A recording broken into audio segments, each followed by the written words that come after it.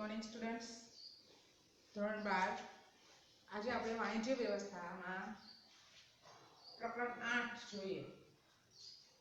ધોરણ 12 ની અંદર આપણે વાણિજ્ય વ્યવસ્થાના ક્રમશઃ પ્રકરણ આપણે સંચાલનથી માંડીને અંકુશ સુધી કમ્પ્લીટ કર્યા અને હવે એ આપણે બધા જે અલગ અલગ નિષ્ણાંતોએ આપેલા હતા આપણને વિવિધ પ્રકારના સંચાલનના તબક્કાઓ કે આપણે કહીએ ને કે સંચાલનથી શરૂઆત થાય, સંચાલનનું પ્રથમ પગથિયું આયોજનથી શરૂ કરી અને અંકુશ સુધીનું જે આપણે કાર્ય કમ્પ્લીટ કર્યું. હવે જે આપણે પ્રકરણ 8 થી આખો એક નવો કોન્સેપ્ટ શરૂ થાય છે.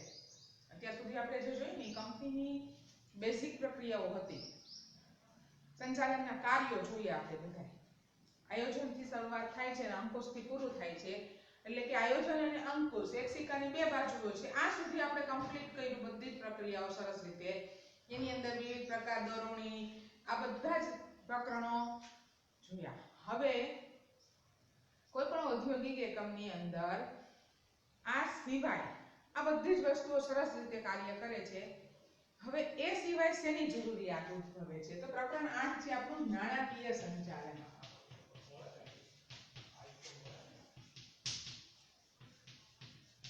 નાણાકીય સંચાલન. હવે કોઈ પણ કંપની છે સરસ મજાનું આયોજન કરે, ત્યાર પછી કર્મચારી વ્યવસ્થા, દોરવણીનું કાર્ય, અંકુશનું કાર્ય, વ્યવસ્થા તંત્રનું કાર્ય, આ બધા જ કાર્યો ખૂબ સરસ રીતે કામ આપે છે. સરસ રીતે એનું આયોજન થયેલું છે. સરસમાં સરસ નિષ્ણાંત અને એવા આપણે લાયક એટલે કે લાયકાત ધરાવનાર કર્મચારીઓની ભરતી કરેલી છે. તાલીમ પામેલા સજ્જ આપણી પાસે કામદારો છે, કર્મચારીઓ છે. પરંતુ સૌથી મહત્વની વસ્તુ ઔદ્યોગિક એકમ આપણા શરીરની અંદર જો રક્ત ન હોય, એટલે કે બ્લડ, લોહી ન હોય તો આપણું શરીર છે એ ચાલે નહીં. એટલે કે કોઈ પણ ઔદ્યોગિક એકમની અંદર નાણું એ રક્ત સમાન કામ કરે છે. રુધિરાભિસરણ એટલે કે રક્ત સંચાર તમારા શરીરની અંદર ન થતો હોય તો તમારું શરીર છે એ કોઈ કામનું રહેતું નથી. એ જ રીતે કોઈ પણ ઔદ્યોગિક એકમની અંદર નાણું એટલું મહત્વ ધરાવે છે, રક્ત સમાન મહત્વ ધરાવે છે. જેમ શરીરમાં રુધિરાભિસરણની જરૂર છે, એમ જ કોઈ પણ ઔદ્યોગિક એકમની અંદર નાણાંની જરૂરિયાત રહેલી છે. નાણું એ ધરી છે જેની આસપાસ દરેક પ્રવૃત્તિઓ ફરે છે. કોઈ પણ એકમની પાયાની જરૂરિયાત છે. હવે આપણે ખાલી કલ્પના કરો કે નાણાંનું અસ્તિત્વ ન હોય તો આપણે કઈ રીતે સર્વાઈવ કરતા હોઈએ. જસ્ટ આપણે આપણું એક્ઝામ્પલ લઈએ, સામાન્ય વ્યક્તિનું એક્ઝામ્પલ લઈએ કે નાણું ન હોય આપણી પાસે તો આપણે શું કરી શકીએ? કાંઈ પણ કરી ન શકીએ. નાણું અસ્તિત્વમાં નહોતું ત્યારની વાત અલગ છે કે ત્યારે એક આખો વ્યવહાર અલગ હતો, પરંતુ નાણું અસ્તિત્વમાં આવ્યા પછીથી હવે આપણે શું કરી શકીએ જો નાણું ન હોય તો? કોઈ પણ કામ આપણે સામાન્ય વ્યક્તિને નથી થતું તો કોઈ ઔદ્યોગિક એકમની તો વાત જ ન થાય કે નાણું ન હોય, શરીરમાં રક્ત જ નથી. બરાબર?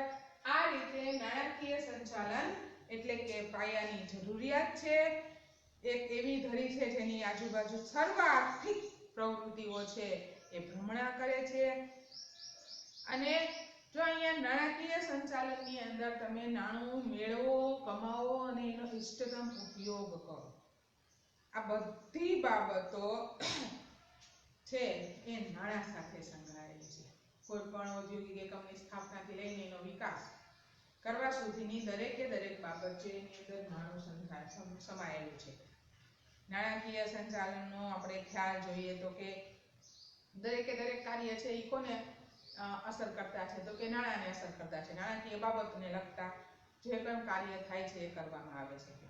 એની વ્યાખ્યાઓ કેટલીક આપી છે. એમાં પહેલી આપણે FW ની જોઈએ. બરાબર?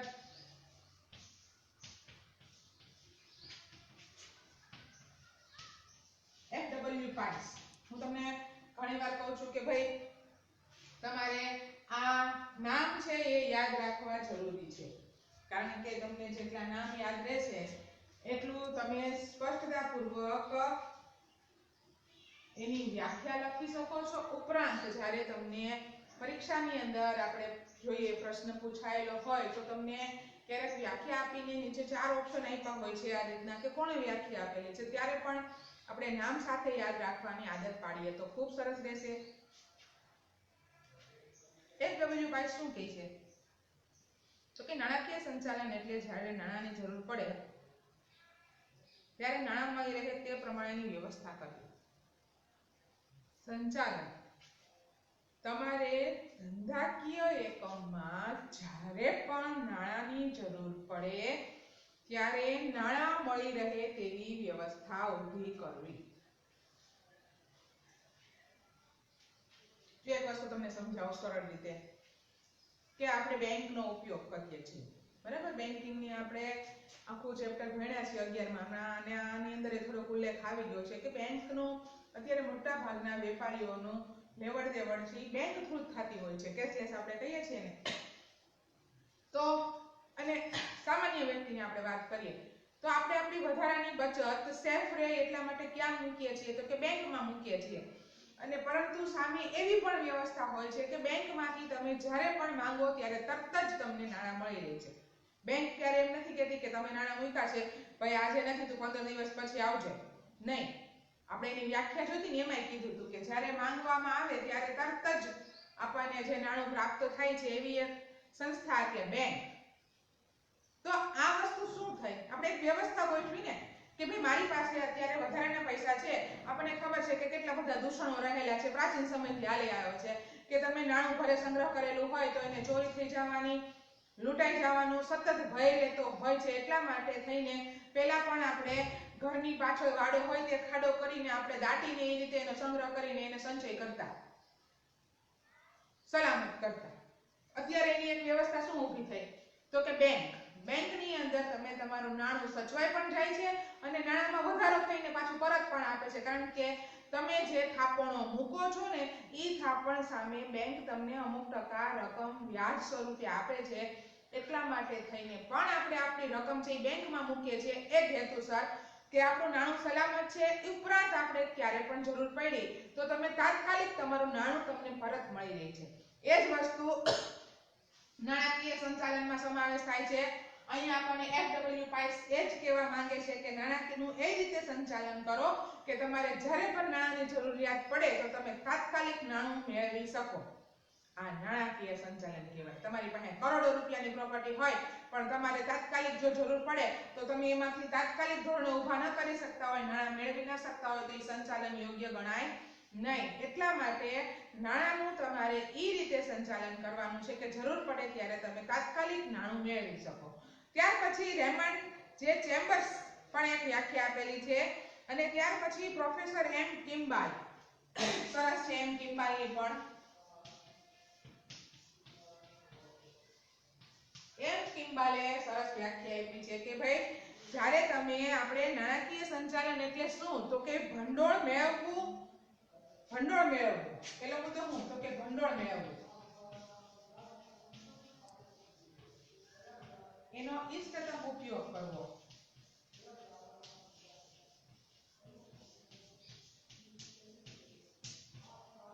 અને છેલ્લો મુદ્દો શું છે તો કે યોગ્ય ફાળવણી કરવી।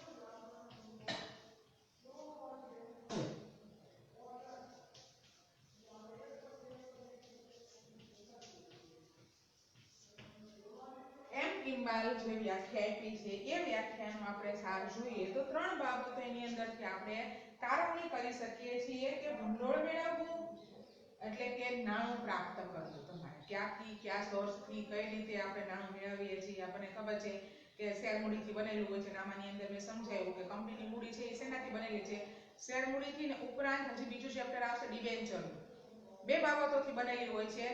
ત્યાર પછી આ ભંડોળ મેળવી લીધું, હવે એનો ઇષ્ટતમ ઉપયોગ કરવો, ઇષ્ટતમ એટલે સારામાં સારો તમે એનો ઉપયોગ શું કરી શકો છો એ બાબત, અને એની યોગ્ય ફાળવણી કરવી। તમે ભંડોળ મેળવી લ્યો છો, એનો ઇષ્ટતમ ઉપયોગ કરો છો અને હવે એની ફાળવણી કઈ રીતે કરવી. તો એક ઔદ્યોગિક એકમની અંદર અલગ વિભાગો હોય છે. ઉત્પાદન વિભાગ, વેચાણ વિભાગ, ખરીદ વિભાગ, વહીવટ વિભાગ. તો આ વિભાગની અંદર કયા પ્રમાણમાં કેટલું નાણું જોશે એની ફાળવણી કરવાની પ્રક્રિયાને પણ નાણાકીય સંચાલનની અંદર સમાવેશ કરવામાં આવે છે. તો આપણે બે વ્યાખ્યા જોઈ. ત્યાર પછી એની કેટલીક લાક્ષણિકતાઓ છે.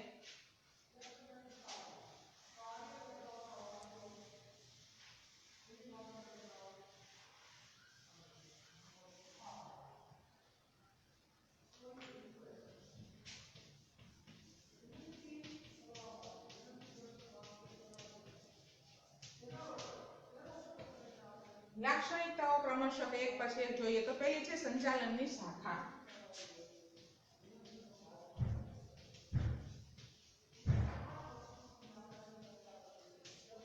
જો મેં શરૂઆત કરી ત્યારે જ કીધું કે સંચાલનના આપણે કાર્યો અત્યાર સુધીમાં જોયા.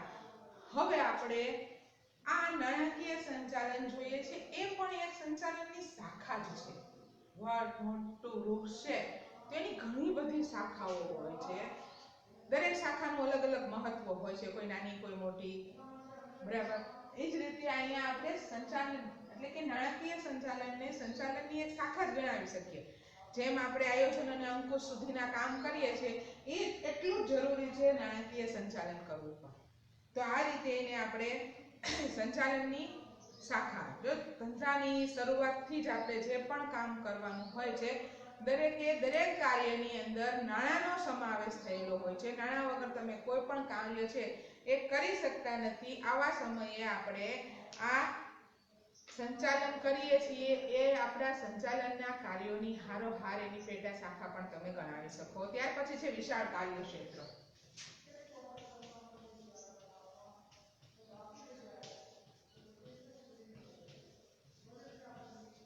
વિશાળ કાર્યક્ષેત્ર. જો આપણને શબ્દો ઉપરથી જ ખ્યાલ આવે કે આપણે જે સંચાલનના અન્ય કાર્યો જોઈએ એની કમ્પેરિઝનમાં આપણે જોઈએ તો નાણાકીય સંચાલન એ કેવું ક્ષેત્ર છે? વિશાળ છે. કારણ કે દરેક બાબત છે એ નાણાં સાથે સંકળાયેલી છે. તમે નાણાં વગર કોઈ પણ બાબતની કલ્પના કરી શકો નહીં. દરેક ક્ષેત્ર સાથે. પછી આર્થિક છે, બરાબર. આપણે કોઈ પણ આયોજન કરો છો, તમે કોઈ પણ બાબતને લગતું આયોજન છે, દરેક ક્ષેત્રની અંદર નાણું સંકળાયેલું છે.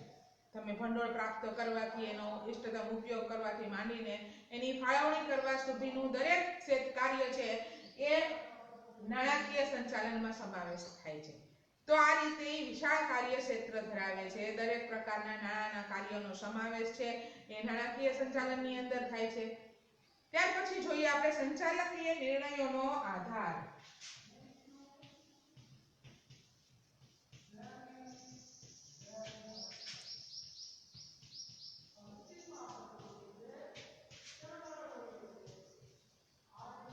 સંચાલકીય નિર્ણયોનો આધાર. હવે કોઈ પણ બાબત છે એ તમે માની લો છે વેચાણ છે, ઉત્પાદન છે કે સંશોધન છે કે વિકાસ છે, કોઈ પણ બાબત છે એ બાબત અંગે તમે નિર્ણય ક્યારે લઈ શકો છો કે જ્યારે તમારી પાસે નાણાકીય આયોજન છે, સ્પષ્ટ રીતે તમારી પાસે સ્પષ્ટતા છે કે કયા વિભાગ માટે કેટલું નાણું ફાળવવાનું છે, કઈ રીતે ફાળવણી કરવાની છે, કઈ રીતે એનો ઉપયોગ કરવાનો છે.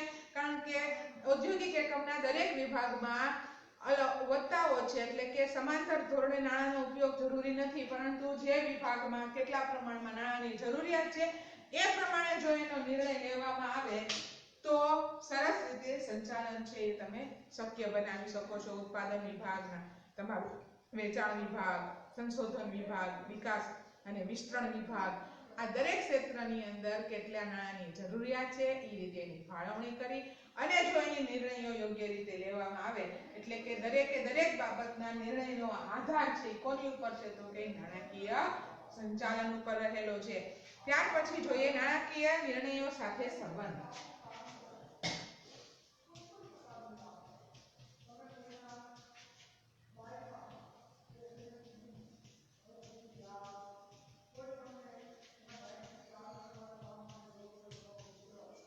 નાણાકીય નિર્ણયો સાથે સંબંધ.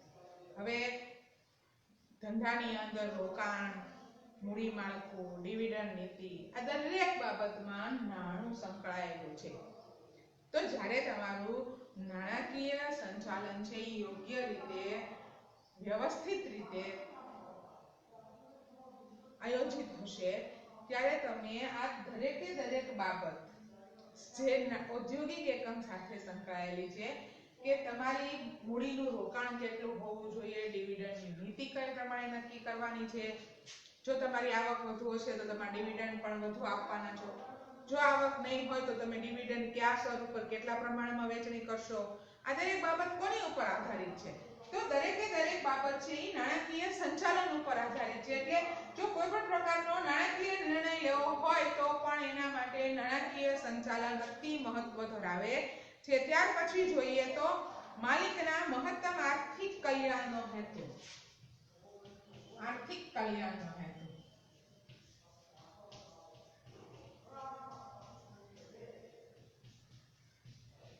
કોનો? તો કે માલિકના આર્થિક કલ્યાણનો હેતુ. છેવટે તો આપણો ધંધાનો એક જ હેતુ હોય છે, નફો કમાવો. માલિકને કોઈ પણ રીતે વધુમાં વધુ નફો મળે અને એને લાભ મળે, એ જ આપણો છેલ્લે હેતુ રહેલો હોય છે. કોઈ પણ ધંધાકીય એકમમાં જ્યારે આપણે આર્થિક પ્રવૃત્તિ કરીએ છીએ તો આર્થિક પ્રવૃત્તિનો હેતુ એક જ છે કે આપણે લાભ મેળવવો. તો અહીંયા પણ માલિકને મહત્તમ આર્થિક લાભ મળે, આર્થિક કલ્યાણ થાય. કલ્યાણ એટલે આપણે જોયું છે કે સર્વ રીતે તમારો કોઈ પણ પ્રકારના દરેક લાભ મળે એને આપણે કલ્યાણ કહીએ છીએ. આધ્યાત્મિક ભાષાની અંદર કલ્યાણ આપણે કહીએ છીએ કે કલ્યાણ થાવ. બરાબર? જ્યારે કોઈ વાત એ શબ્દનો ઉપયોગ કરવામાં આવે છે ત્યારે શું છે કે તમારું દરેક પ્રકારે ભલું થાય, તમે દરેક પ્રકારના ફાયદાઓ મેળવો, તમારી સાથે દરેક વસ્તુ સરસ બને. એ જ રીતે અહીંયા પણ માલિકને જો નાણાકીય સંચાલન વ્યવસ્થિત હશે તો અહીંયા આર્થિક કલ્યાણ, માલિકને દરેક પ્રકારનો આર્થિક લાભ મળે એ નાણાકીય સંચાલનનો હેતુ છે. ત્યાર પછી આપણે જોઈએ 6 નંબરનો મુદ્દો,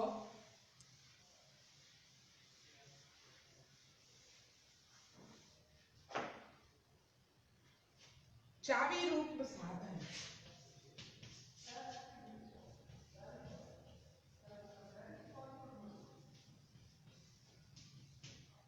ચાવીરૂપ સાધન. હવે નાણાકીય કોઈ પણ વસ્તુ જ્યારે આપણે લોક કરીએ છીએ તો એના માટે એની ચાવી જરૂરી છે.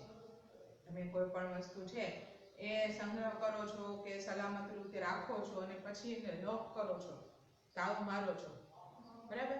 પછી એ વસ્તુને સેફલી પડી તો છે પણ એનો ઉપયોગ કરવા માટે પણ તમારે શેની જરૂર પડે છે? પાછું એ તાળું ખોલવાની જરૂર પડે છે. અને એના માટે શું જરૂર છે? તો કે એની ચાવી હોવી જરૂર છે. કોઈ પણ તમારો વાહન, કોઈ પણ યંત્ર, કોઈ પણ વસ્તુ ચલાવવા માટે એની એક કી હોય. જો આ કી હશે તો તમારું એ કોઈ પણ યાંત્રિક સાધન છે એ શરૂ થઈ શકે છે, કામ આપે છે, તમને ફાયદો આપે છે. એ જ રીતે અહીંયા નાણાકીય સંચાલનનું એક સંચાલકીય પ્રવૃત્તિ છે, બરાબર? સંચાલકીય પ્રવૃત્તિ છે પણ એનું ચાવીરૂપ સાધન, ચાવીરૂપ સ્થાન છે. ચાવીરૂપ સ્થાન એટલે સૌથી અગત્યની વસ્તુ. મેં તમને કીધું ને કે કોઈ પણ પ્રકારના વ્હીકલ છે, કોઈ પણ પ્રકારની એવી વસ્તુ કે જે ચાવીથી ખુલી શકે છે, એના માટે એની ચાવી જ સૌથી મહત્વની વસ્તુ ધરાવે છે. ચાવી હશે તો જ દરેક વસ્તુ રનિંગ થવાની છે, કાર્ય કરતી થવાની છે. તો અહીંયા પણ નાણાકીય સંચાલન છે, સંચાલકીય બાબતોના દરેક કાર્યની અંદર ચાવીરૂપ સ્થાન ધરાવે છે કે સૌથી બધા જ કાર્યો ક્યારે રન કરે છે, એટલે કે ચાલે છે, કાર્ય કરે છે, તો કે નાણાકીય સંચાલન છે ત્યારે. એટલે આ માળખાની અંદર ચાવીરૂપ સ્થાન ધરાવે છે. ત્યાર પછી સંચાલનના અન્ય વિસ્તારો સાથે સંબંધ.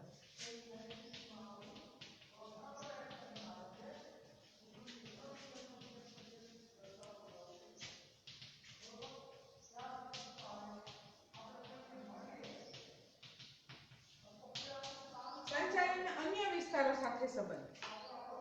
સંચાલનના અન્ય વિસ્તારોની અંદર આપણને ખબર છે કે ભાઈ દરેક સંચાલનના કાર્યો આવી જાય. તો આ એક વસ્તુ વિચારો કે દરેક કાર્યની અંદર નાણાંની જરૂરિયાત ઉદ્ભવે કે નહીં? કર્મચારી વ્યવસ્થા લઈ લો, તમે દોરણી લઈ લો, અંકુશ લઈ લો, આયોજન લઈ લો, દરેકની અંદર નાણું છે એ સંબંધિત છે. નાણાં વગર એક ક્ષેત્રની અંદર આપણે કોઈ કાર્યની અંદર આપણે કામ કરી શકવાના નથી, કારણ કે દરેક જગ્યાએ નાણું પહેલા પ્રાથમિક જરૂરિયાત છે. તમારે કોઈ પણ પ્રકાર તમારી પાસે પૂરેપૂરું ભંડોળ ન હોય તો તમે કોઈ ઉત્પાદન નીતિ નક્કી ના કરી શકો. એક ઉત્પાદન નીતિ નક્કી કરી છે અને એના માટે તમારું ટાર્ગેટ છે કે આટલું નાણું જોશે. હવે એટલું નાણું તમારી પાસે અવેલેબલ નથી, પ્રાપ્ત નથી, તો તમે એ ઉત્પાદન નીતિ સાથે કાર્ય કરી શકવાના નથી. તો આવા સમયે આ તો એક એક્ઝામ્પલ લીધું માત્ર આપણે ઉત્પાદન નીતિનું. વેચાણ નીતિ તમે નક્કી કરો, ડિવિડન્ડ નીતિ, આ દરેક પ્રકારમાં તમારા માટે સૌથી મહત્વની વસ્તુ છે એ નાણું છે. જો તમારી પાસે પૂરતા પ્રમાણમાં નાણું હશે અને યોગ્ય રીતે એનું સંચાલન થયેલું હશે તો તમે દરેક કાર્યની અંદર એનો યોગ્ય ઉપયોગ કરીને એના એટલા જ આપણે કહી શકીએ કે સંચાલનના અન્ય વિસ્તારો સાથે સંબંધ ધરાવે છે. નાણાં વગર એ કોઈ પણ પ્રકારના કાર્ય છે એ પોસિબલ છે નહીં. અને ત્યાર પછી છેલ્લો મુદ્દો છે બે ભાગમાં વિભાજન.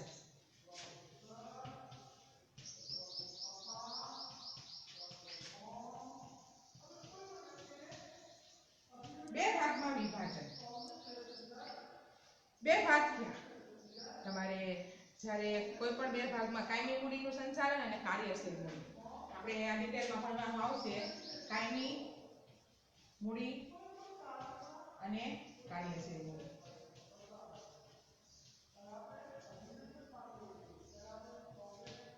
બે ભાગમાં નાણાકીય સંચાલનને આપણે વિભાજિત કરશું.